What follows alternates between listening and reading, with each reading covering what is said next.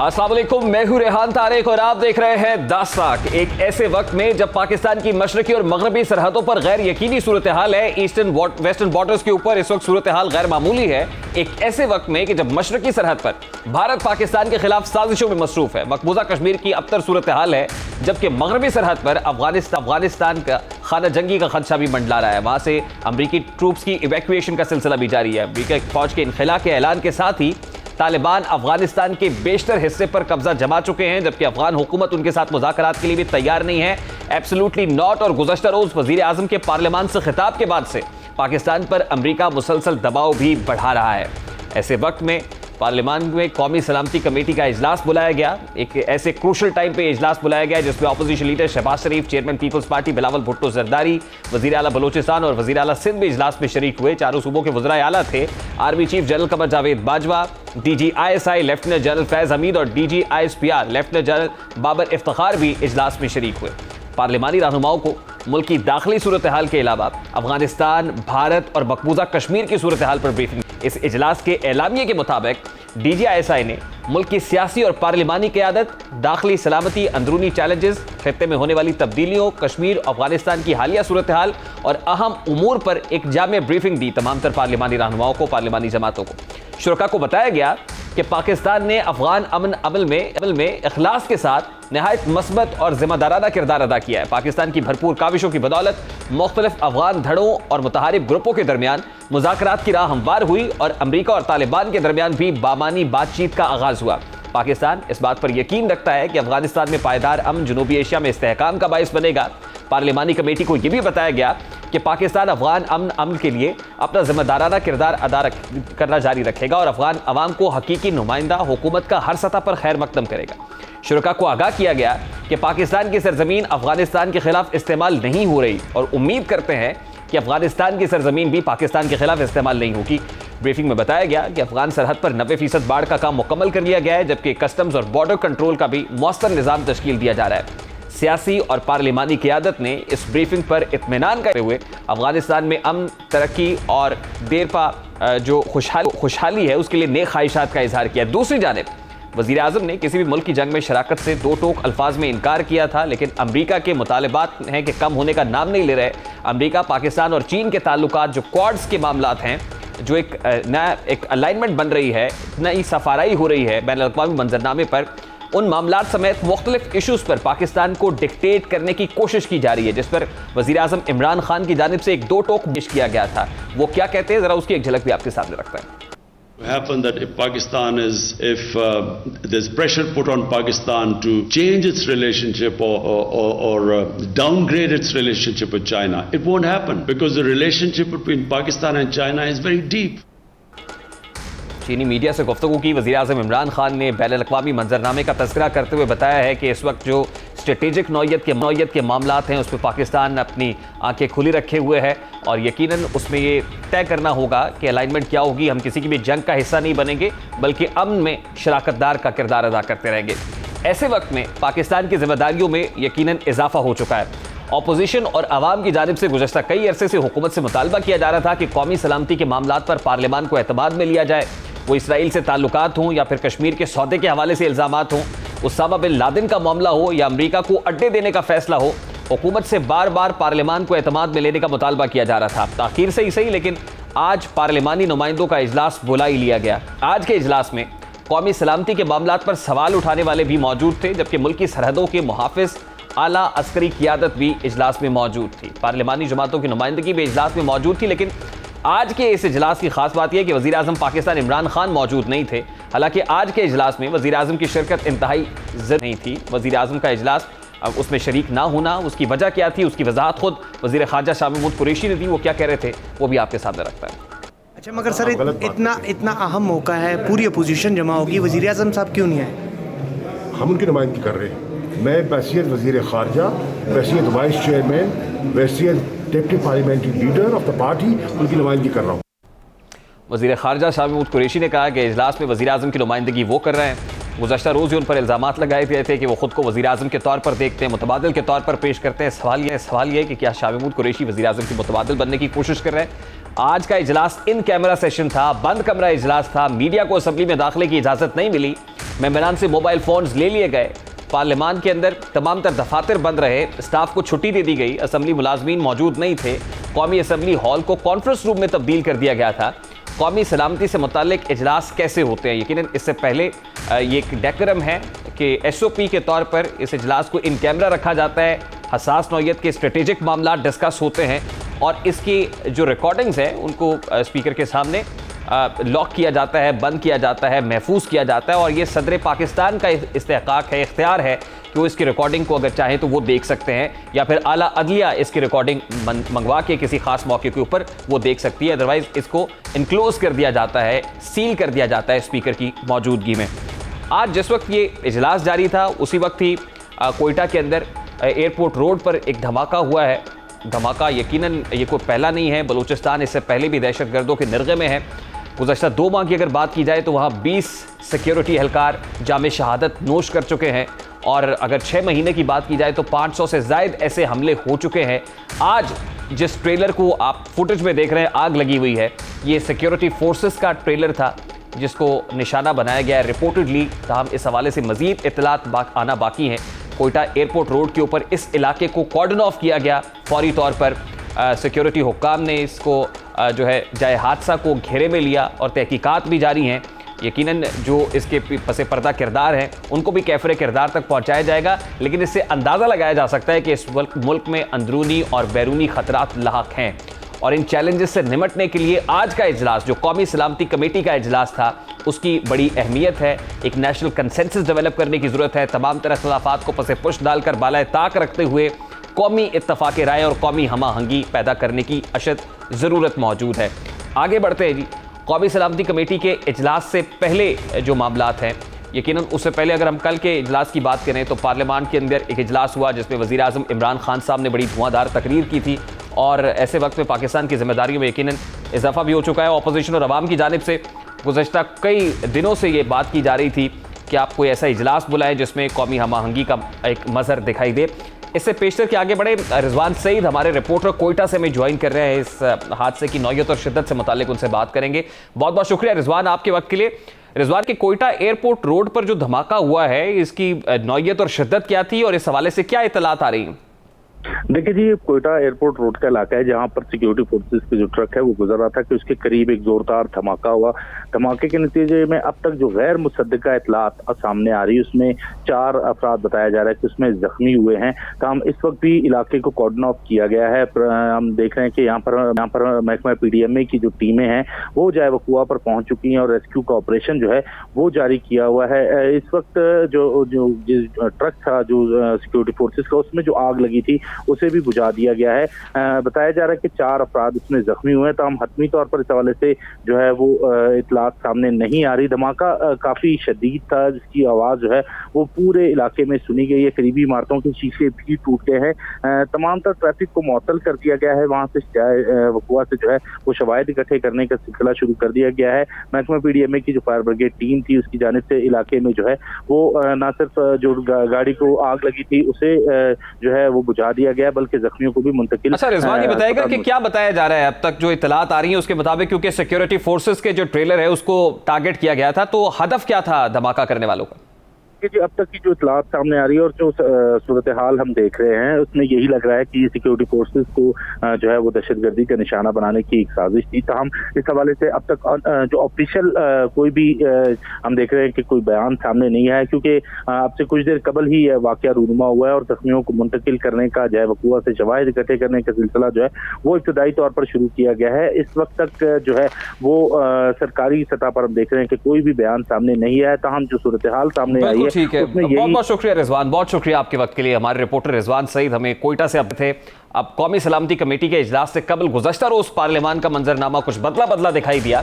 Opposition अच्छे बच्चे वाला किरदार अदा कर रही थी, खामोशी थी जब वज़ीर-ए-आज़म इमरान खान साहब तकरीर कर रहे थे हुकूमत भी हिज़्ब इख्तिलाफ को गले लगा रही थी। वज़ीर आज़म ने भी 3 बरस में पहली बार अपोजिशन को तनकीद का निशाना बनाया और ना ही किसी को नहीं छोड़ूंगा की शोला बयानी की, ना ही कोई NRO नहीं दूंगा की बात हमें दिखाई दी, बल्कि वज़ीर आज़म इमरान खान साहब की तरफ से अपोजिशन को साथ लेकर चलने की बात हुई। गुज़श्ता रोज़ पार्लियामान के फ्लोर पर इमरान खान साहब ने क्या कहा, जरा उसकी एक झलक आपके सामने रखता है। मैं आज दावत देना चाहता हूं ऑपोजिशन को इस चीज पे। इस मुल्क में 1970 के बाद सारे इलेक्शंस कंट्रोवर्शियल हुए और अभी भी बाई इलेक्शन सेनेट उसमें भी कंट्रोवर्सी हो गई। हमने बड़ी कोशिश की है ये 2 सालों के अंदर कि हम क्या रिफॉर्म्स कर सकते हैं कि पाकिस्तान में भी इलेक्शंस एक्सेप्ट करे, जो भी हारता है वो एक्सेप्ट करे इलेक्शंस। रिफॉर्म्स तजवीज़ दिए हैं 1 साल से बड़ी हैं, उसके ऊपर कोई अपोजिशन की अभी तक डिबेट नहीं हुई। तो मैं उनको रिक्वेस्ट करूंगा कि ये तो कोई गवर्नमेंट अपोजिशन की बात नहीं है, ये तो पाकिस्तान की डेमोक्रेसी की फ्यूचर है कि अब टाइम आ गया है कि हम भी इलेक्शन लड़ें और किसी को ये फिक्र ना हो कि जी मुझे कोई धांधली से हरा दिया जाएगा। आज ही वफाकी वज़ीर दाखिला शेख रशीद अहमद साहब ने मीडिया से बात की और उनका कहना था कि आज का जो इजलास है इसके बाद मुल्क की सियासत का रुख बदल जाएगा, बदली दिखाई देगी पिक्चर। वो क्या कह रहे थे वो भी आपके सामने रखते हैं। पाकिस्तान का मुस्तकबिल की सियासत मुल्क की सालमियत की सियासत होने जा रही है। पाकिस्तान की सियासत में एक बहुत बड़ा फर्क आने जा रहा है और मैं समझता हूँ कि अपोजिशन और हुकूमत मिलकर चलने वाली है। 3 साल तक जो अपोजिशन हमें गिराने की बातें कर रही थी, ज़हनी तौर पर वो इत्तफाक कर चुकी है कि 2 साल इमरान खान के और हैं। इस तमाम मामले पर बात करेंगे। इस वक्त सीनियर सहाफ़ी तज्ज़ियाकार मुजीबुर रहमान शामी साहब ने भी ज्वाइन किया है। अस्सलाम वालेकुम शामी साहब, बहुत बहुत शुक्रिया आपके वक्त के लिए। शामी साहब, आज कौमी सलामती कमेटी का इजलास बुलाया गया। यकीनन जिस वक्त पर ये इजलास हुआ है ये वक्त बड़ा क्रूशल है, बड़ा अहम है, लेकिन आज जहाँ पर DGISI और आर्मी चीफ इस इजलास में मौजूद थे, वहीं ऑपोजिशन लीडर और फिर चेयरमैन पीपल्स पार्टी बिलावल भुट्टो जरदारी भी वहां पर मौजूद है। क्योंकि इजलास इन कैमरा था, बंद कमरा इजलास था, इसलिए बहुत सारी बातें तो बाहर नहीं आ सकी, लेकिन यकीनन तुंदो तेज सवालात जरूर पूछे गए होंगे ऑपोजिशन की तरफ से। फिर शेख रशीद साहब कह रहे हैं कि इस इजलास के बाद मुल्क की सियासत का रुख बदला सा दिखाई देगा, तो क्या वाकई इस इजलास के बाद अगर इसके सियासी इंप्लीकेशंस देखें तो तब्दील हो जाएगी चीज? देखिए, ये आज का इजलास जो है, अपोजिशन का कहना तो ये है कि ये उसके मुतालबे पे हो रहा है, पर जिस मुतालबे पर भी हो रहा है इसका इनकाद एक अच्छी बात है और वजीर आजम जो है उनको भी इसमें मौजूद होना चाहिए था। वो अगर इसमें तशरीफ फरमा होते तो ज्यादा बेहतर होता। उनकी गैर हाजिरी जो है उससे कोई अच्छा तासुर नहीं मिलेगा। लेकिन बहरहाल अब तमाम सियासी जमातों के रहनुमा जो हैं वो मिलकर बैठे हैं। असद कैसर साहब उसकी सदारत कर रहे हैं और पहले तो मीडिया के बाज़ दोस्त जो हैं उनको भी दावत दी गई थी, खुद मुझे भी दावत दी गई थी कि उसमें शरीक हुआ जाए, लेकिन बाद में मालूम हुआ कि बाज़ सियासी रहनुमाओं ने इस पर एतराज़ किया और उनका कहना था कि ये सिर्फ पार्लिमानी कमेटी है, इसलिए पार्लियामेंट के मेंबर्स तक महदूद रहनी चाहिए। हालांकि इससे पहले जो वजीर खारजा ब्रीफ कर चुके हैं जिसमें मुख्तलिफ सियासी जमातों के नुमाइंदे मौजूद थे, उसमें मीडिया के लोग भी थे। चीफ ऑफ आर्मी स्टाफ जो है जनरल कमर जावेद बजवा, रमजान के दौरान उन्होंने भी बड़ी तवील ब्रीफिंग की थी, उसमें भी वो मीडिया से, उसमें सारे लोग ही मीडिया से ताल्लुक रखते थे और कोई वायलेशन नहीं हुई थी। कोई जो राजदारी का पूरा एहतमाम रखा गया था और जो कुछ उन्होंने कहा था वो मीडिया ने उसकी हिफाजत की। शामी साहब, रिपोर्टेडली ऑपोजिशन रहनुमाओं की तरफ से दरखास्त की गई थी कि इसमें गैर पार्लियामानी लोगों को नहीं होना चाहिए, उसमें सहाफ़ी नहीं होने चाहिए, दीगर लोग जिनको फहरिस्त में शामिल किया गया था वो नहीं होने चाहिए और उनकी फरमाइश के बाद ये लिस्ट रिविजिट की गई। पता नहीं हमसे इतना हिजाब क्यों था अपोजिशन को। हालांकि अपोजिशन तो अदालती कमरे हैं उनमें कैमरे लगाने की बात करती है, कहती है कि वो अदालती कार्रवाई तक जो बराह रास्त टेलीकास्ट होनी चाहिए, तो वहाँ मीडिया अगर मौजूद होता तो जाहिर है कि वो ज़्यादा बेहतर होता, कुछ हमें भी आगाही होती। तो अब हम भी सुनी सुनाई बातों पर इत्तफाक करेंगे, इस पर मजबूर हैं और अभी तो वो सुनी सुनाई बातों तक भी नौबत नहीं पहुँची। लेकिन जो एक यानी बुनियादी नुक्ते हैं वो तो वाजे हैं कि अफगानिस्तान की जो सूरत हाल है और उसमें पाकिस्तान का किरदार है वो ज़ेर बहस आया होगा। फिर इंडिया के साथ जो मामलात हैं कुछ न कुछ रोशनी उस पर भी डाली गई होगी। लेकिन बुनियादी तौर पर इस वक्त जो अफगानिस्तान में खला पैदा हो रहा है और अमेरिकी फोर्सेस जो है अफगानिस्तान से रुखसत होने वाली हैं, तो उसके बाद वहाँ क्या सूरत बनेगी। और इस वक्त तक अफगान हुकूमत और तालिबान के दरमियान कोई बामकसद बातचीत जो है वो होती नजर नहीं आ रही।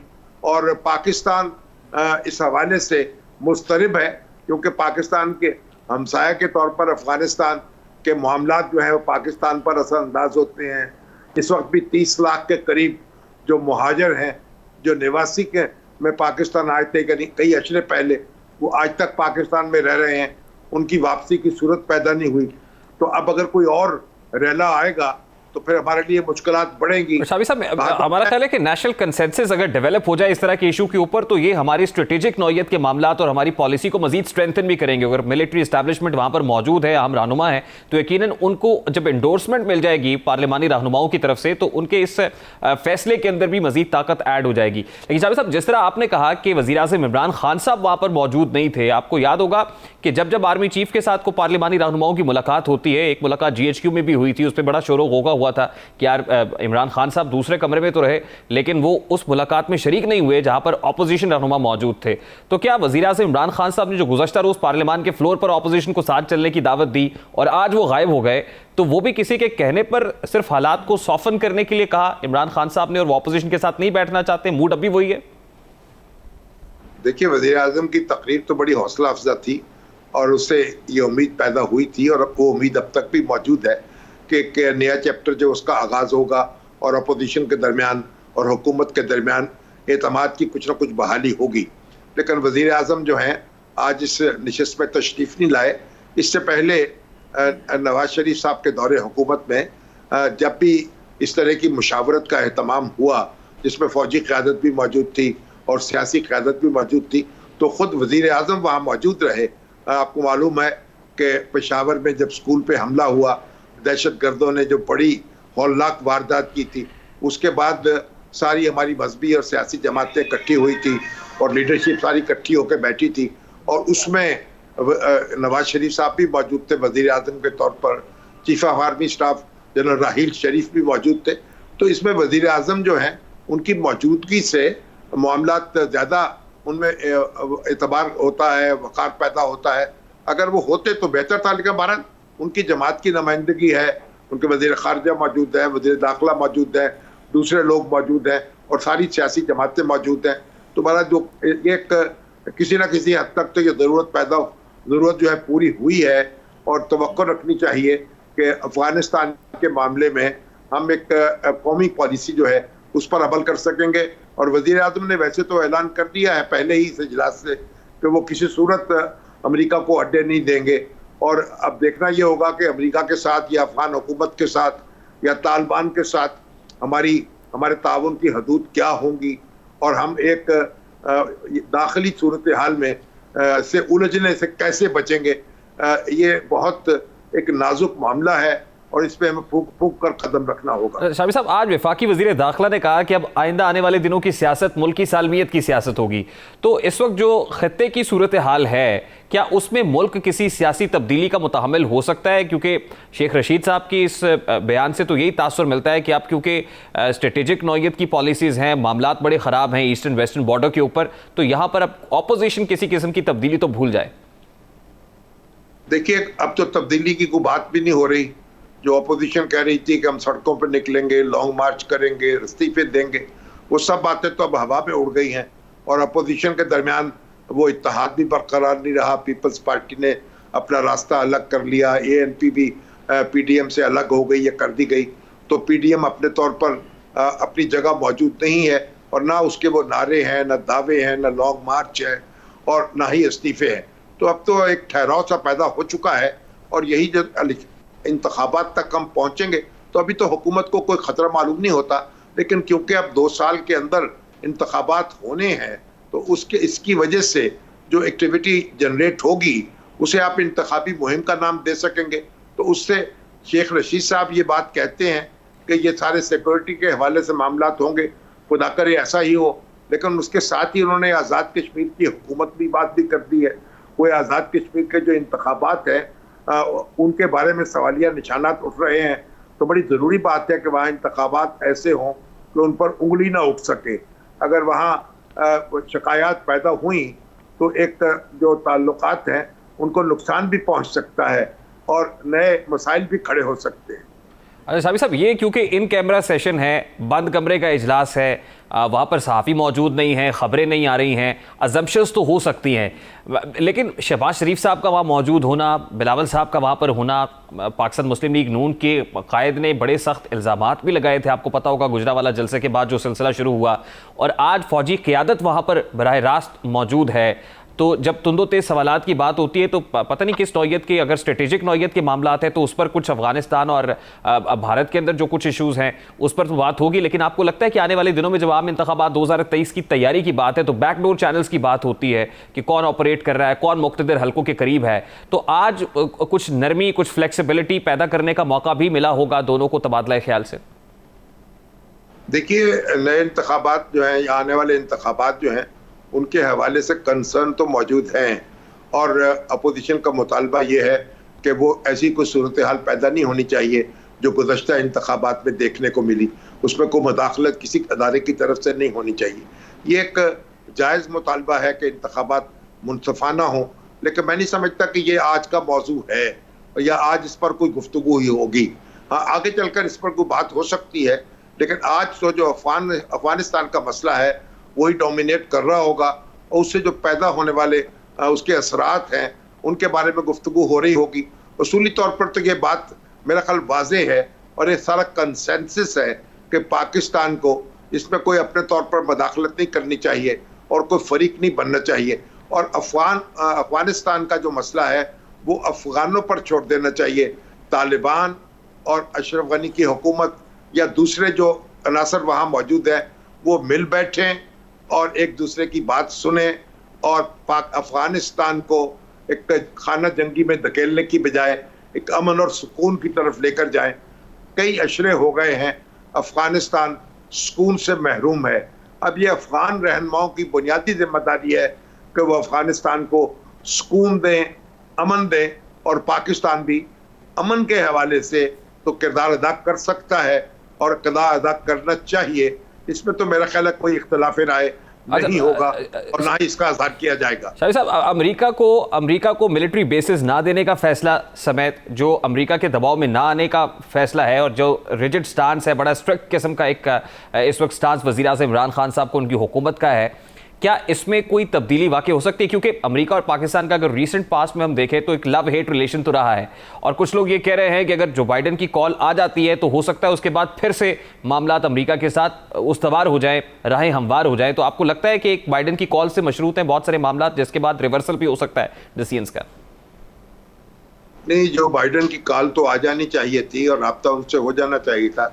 ये बड़ी ताज्जुब की बात है कि अभी तक यानी सदर अमेरिका के और पाकिस्तान के वजीर आज़म के दरमियान कोई राब्ता नहीं हुआ। अगरचे के हुकूमती सतह पर और एस्टेब्लिशमेंट की सतह पर तो राब्ते मौजूद हैं। CIA के चीफ भी और उनके जो फौजी कमांडर भी वो पाकिस्तान का दौरा कर चुके हैं और मुसलसल हमारी अफवाज से राब्ते में हैं, लेकिन हुकूमती सतह पर राब्ते जो हैं जो होने चाहिए तो वो नहीं हुए। लेकिन बुनियादी बात यह है कि अमेरिका के पास अड्डे वहाँ मौजूद रहे हैं, अमेरिकी फोर्सेस वहाँ मौजूद रही हैं, और 9/11 के बाद अब देखें इतना अरसा गुजर चुका है कि अमेरिका के बस में और नेटो फोर्सेस के जो भी बस में था वो उन्होंने किया है, जो वहाँ रहकर और वहाँ अड्डे लेकर और वहाँ अपनी फौजें उतार कर जो अमेरिका वो काम हासिल नहीं कर सका। पाकिस्तान में कुछ चंद फुट की ज़मीन लेकर वो क्या कर लेगा और यहाँ से कैसे सूरत हाल को कंट्रोल कर लेगा, ये एक सारे मफरूज़े हैं। और अमेरिका जो है, मैं नहीं समझता कि अमेरिका पाकिस्तान की सरजमीन पर कोई पाँव रख के तो समझेगा कि मैं अफगानिस्तान के मामलात को दुरुस्त कर लूँगा। अफगानिस्तान में रहते हुए जब अफगानिस्तान के मामलात को दुरुस्त नहीं कर सके तो पाकिस्तान में बैठकर क्या ऐसी सूरत पैदा हो सकती है? तो पाकिस्तान में इस हवाले से तो बड़ी बात दो टोक अंदाज में कह दी गई है और ये समझने की बात भी है और समझाने की बात भी है।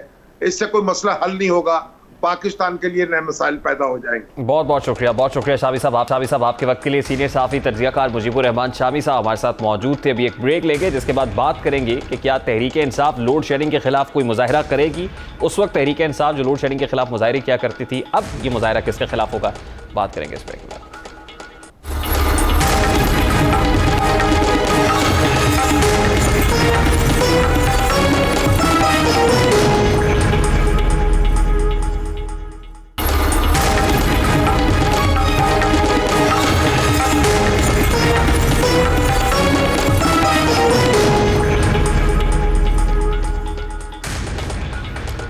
Welcome back. मुल्क भर में लोड शेडिंग का जिन बेकाबू हो चुका है। शहरों में लोड शेडिंग का दौरानिया 8-8 घंटे जबकि देहात में 12 घंटों से भी तजावुज कर चुका है। हुकूमत तरबेला में पानी की कमी, LNG टर्मिनल्स की मरम्मत और कुदरती गैस के पावर प्लांट की बंदिश को लोड शेडिंग का जिम्मेदार करार दे रही है, जबकि मुल्क में वाफर बिजली होने के बावजूद अवाम को जहनी अजियत में मुब्तला कर दिया गया है। इस वक्त अवाम किस कर्ब से गुजर रहे हैं, अवामी के सामने रखता है। 24 घंटे में से यानी कि समझ लो 12 घंटे लाइट आ रही है और 12 घंटे जा रही है। 5-5 घंटे लाइट जाती है, रात को 1 बजे जाती है और सुबह जाके कहीं 10 बजे 11 बजे। इतना परेशान किया हुआ लोड शेडिंग ने। हाँ जी, लोड शेडिंग बहुत ज़्यादा हो रही है। इससे लोगों के कारोबार भी मुतासर हो रहे हैं, लोगों का आराम भी मुतासर हो रहा है। बिजली से घंटा आ रही है, घंटा जा रही है, बहुत गर्मी है। लोड शेडिंग बहुत ज़्यादा हो रही है, आवाम हमारी बहुत परेशान है। बच्चे घरों में परेशानियाँ बढ़ गई हैं। रात को बिजली 1 बजे आई है और उसके बाद सुबह दोबारा चली गई है, उसके बाद आई है तो अब फिर चली गई है। बिजली की सांख में चोरी ने लोगों का ना सिर्फ इलेक्ट्रॉनिक आइटम्स का नुकसान किया है बल्कि जीना मुहाल किया है। अब अवाम किस अजियत से गुजर रहे हैं, उनकी गुफ्तगू आपने सुनी। इंटरेस्टिंगली घंटों बिजली की लोड शेडिंग एक ऐसे वक्त में हो रही है जब हुकूमत का दावा था कि साबिका हुकूमत ज्यादा बिजली बनाकर चली गई, जिसका कौमी खजाने पर बोझ पड़ा। इस हवाले से हुकूमत क्या स्टेटमेंट्स देती रही है, वो भी आपके सामने रखता हूं। शेडिंग की वजह कतन ये नहीं है कि कोई कैपेसिटी का इशू है। कैपेसिटी हमारे पास ज़रूरत से ज़्यादा है और पूरा साल रहती है, और पूरा साल हज़ारों मेगावाट ऐसे हैं जो हम नहीं इस्तेमाल करते, लेकिन पुराने मुआहदों के बाइस हमें उनकी मुकम्मल रकम जो है वो किराए के तौर पे अदा करनी पड़ती है। 2023 में पाकिस्तान के पास जितनी पाकिस्तान को बिजली की ज़रूरत है 50% ज़्यादा बिजली होएगी, और उस तमाम बिजली के हम पैसे अदा कर रहे होंगे 1500 अरब रुपया सालाना। माजी की पाकिस्तान मुस्लिम लीग नून हुकूमत के ऊपर यह इल्ज़ाम है कि पाकिस्तान मुस्लिम लीग नून हुकूमत ने जनरेशन कैपेसिटी तो इंक्रीज़ की है लेकिन फ्यूल से मुताल्लिक़ कोई काम नहीं किया। अब देखना है कि क्या पाकिस्तान में वाकई ज़रूरत से ज़्यादा बिजली है। अगर बिजली ज़रूरत से ज़्यादा थी तो ये फिर गायब कहाँ हो गई है। हुकूमत ने वाफर मिकदार में मौजूद बिजली को ज़ाया कैसे किया है।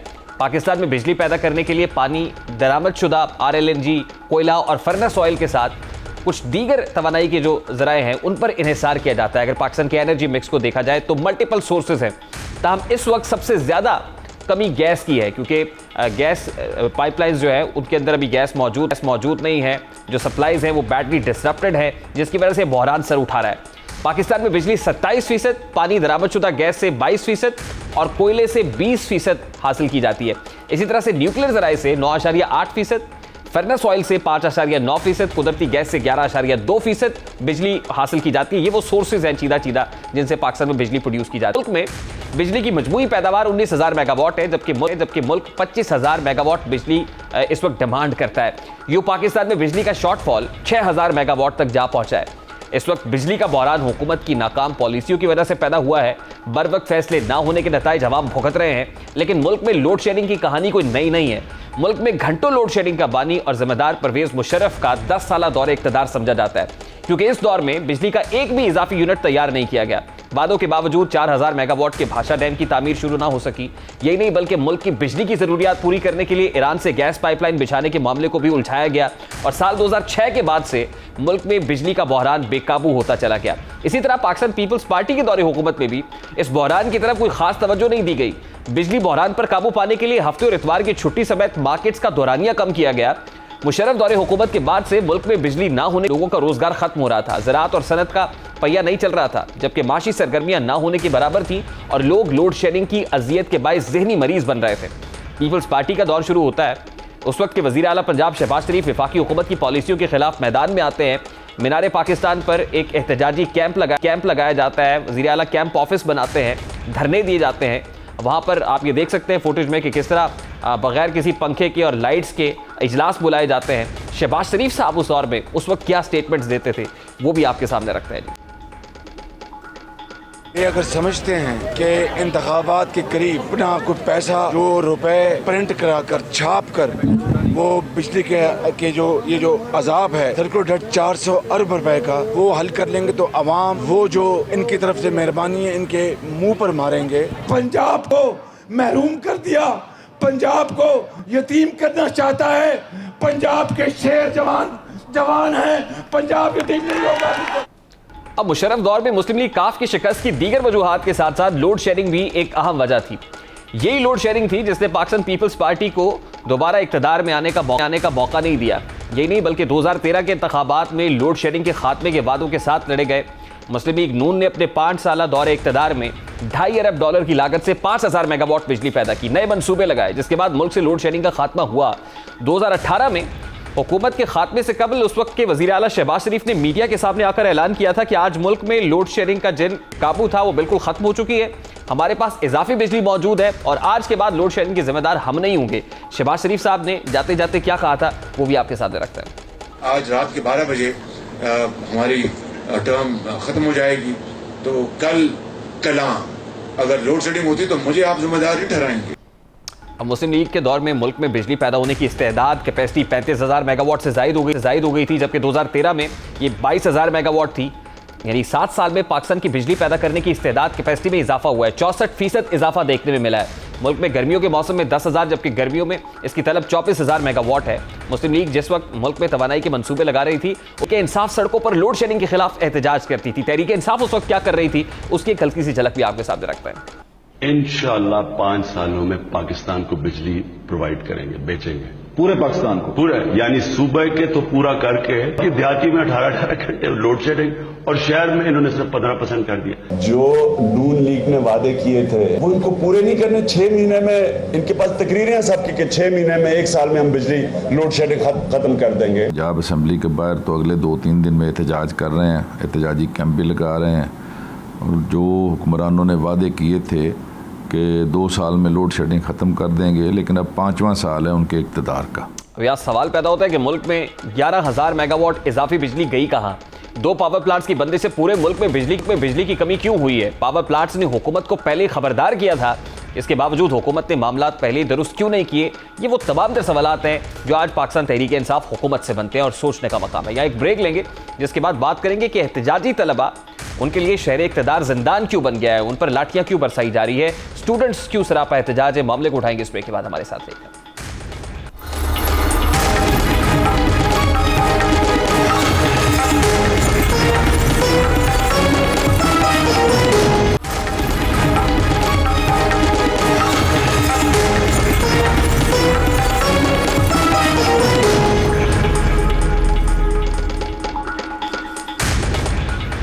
Welcome back. आज मुझे मुल्क के उस तबके की बात करनी है कि जिनकी अहमियत को सियासी जलसों के अंदर, कॉर्नर मीटिंग्स के अंदर, सेमिनार्स के अंदर, कॉन्फ्रेंसेस के अंदर खूब उजागर किया जाता है। मुल्क का वही तबका जिसके बारे में कहा जाता है कि ये मुल्क का मुस्तकबिल है, ये आगे चलकर मुल्क की बागडोर संभालेंगे, मुल्क की बागडोर इनके हाथ में होगी, ये मुल्क का एसेट है, ये खजाना है। ये वही तबका है जो मुल्क का 65% है। मेरी मुराद नौजवानों से। अब ये इशू क्या है? No matter what, I have to speak my heart out. वफाकी वज़ीर बराए तालीम शफ़क़त महमूद साहब ने 10 जुलाई के बाद मैट्रिक और इंटरमीडिएट के इम्तहानात हर सूरत लेने का ऐलान किया है। You know what, Covid crisis में जहां दीगर ममालिक ने अपने इम्तहानात को पोस्टपोन किया, स्टूडेंट्स को प्रमोट किया, उनके पास मैकेनिज्म मौजूद था कि ऑनलाइन क्लासेस को कंडक्ट कर सकते थे, उन्होंने असेसमेंट के टूल्स बनाए। अब ये वो एरिया है जहां पर आपको काम करने की जरूरत थी कि ना सिर्फ आप ऑनलाइन पोर्टल बनाते, कोई एवेन्यूज, प्लेटफॉर्म्स क्रिएट करते, बल्कि असेसमेंट स्टूडेंट्स को जांचने परखने के लिए कोई खास स्ट्रैटेजी डिवाइस करते। लेकिन आपने क्या किया? आप चाहे जाए कि ऑनलाइन सिस्टम डेवलप करते, स्टूडेंट्स को ठीक तरीके से पढ़ाते। आपने ना तो ऑनलाइन क्लासेस कंडक्ट की, ना स्टूडेंट्स को ऑनलाइन असेस कर रहे हैं, बल्कि आप ये कह रहे हैं कि उस बात का एग्जाम दें, वो पेपर्स दें जो आपने पढ़ाए नहीं है। यानी वो सिलेबस जो आपने कवर ही नहीं किया, वो करिकुलम जिस पर बात ही नहीं हुई, आप उनको जांचने परखने की बात कर रहे हैं। अब इम्तहानात हर सूरत लेने का ऐलान तो आपने किया। मैंने अपने गुज़श्ता प्रोग्राम के अंदर बताया था कि वो कौन सी एड है जो टिकने नहीं दे रही है, जिसकी वजह से हमें लाजमी इम्तहानात ले रहे हैं। वो 300 बिलियन की स्टोरी क्या है वो मैंने आपके सामने रखी थी। अब ऑनलाइन जो है क्लासेस तो कंडक्ट हुई, स्टूडेंट्स के इम्तहानात लेने का ऐलान हुआ। इस ऐलान के बाद ऑनलाइन इम्तहानात के लिए 12 एहतजाज करने वाले तलबा ने फैजाबाद से डी चौक तक मार्च का ऐलान किया। वो स्टूडेंट्स प्रोटेस्ट कर रहे थे कि हमारे ऑनलाइन एग्जाम्स ले लीजिए, लेकिन हुकूमत ने इस कोशिश को बुरी तरह नाकाम बना दिया। आज यही तलबा एक बार फिर एहतजाज के लिए निकले। अब की बार उनकी मंजिल हायर एजुकेशन कमीशन का दफ्तर था, HEC ऑफिस के बाहर जाना था इस्लामाबाद में। आज भी तलबा का एक ही मुतालबा था कि इम्तहानात कैंसिल करके हमें अगली जमात में प्रमोट किया जाए। स्टूडेंट्स की तरफ से असल में क्या मौक़िफ़ अपनाया गया, उनका मुतालबा क्या था, वो क्या कह रहे थे, एक हल्की सी झलक आपके सामने रखता है। देखिए, बहुत सिंपल सा मुतालबा है, जैसे कि पूरे साल पढ़ाया नहीं गया बच्चों को, पूरे साल एक ऑनलाइन क्लास किसी भी गवर्नमेंट के इदारे में, किसी भी लोकल प्राइवेट इदारे में नहीं हुई, लेकिन एजुकेशन मिनिस्ट्री भी वो दावे कर रही है भी कि हमने ली है, लेकिन ये सरासर झूठ है, साफ झूठ है। सारा साल आपने हमारे कॉलेज बंद कर रखे, सिर्फ 2 वीक कॉलेज जाते थे, 2 मंथ हमारे कॉलेज बंद रहते थे, तकरीबन 45 डेज़ हम कॉलेज गए होंगे। इन 45 डेज़ में हम अपना सारा कोर्स कैसे कंप्लीट करते हैं? शफकत महमूद हम कहना चाहेंगे कि हमारे तमाम तर मुतालबा जायज़ 100% हकीकत पर मबनी, उनको तस्लीम करने में कोई मसला भी नहीं, ना ही कोई नुकसान है। पूरे पाकिस्तान में अगर एक भी दुबा के हमारे साथ वो ज्यादती हो रही है। अब गुज़श्ता एहतजाज की तरह आज के एहतजाज में भी पुलिस उनके खिलाफ मैदान में आई। आज भी पुलिस ने हालात काबू से बाहर होने से कबल ही उन्हें मुंतशिर करने के लिए इकदाम उठाए और कई तलबा को गिरफ्तार किया गया। यही नहीं बल्कि एहतजाज की कवरेज करने वाले सहाफ़ियों को भी हिरास किया गया, उनको भी गिरफ्तार किया गया। क्या मनाजिर देखने को मिले इस एहतजाज के, उन मनाजिर की एक झलक भी आपके सामने रखते हैं।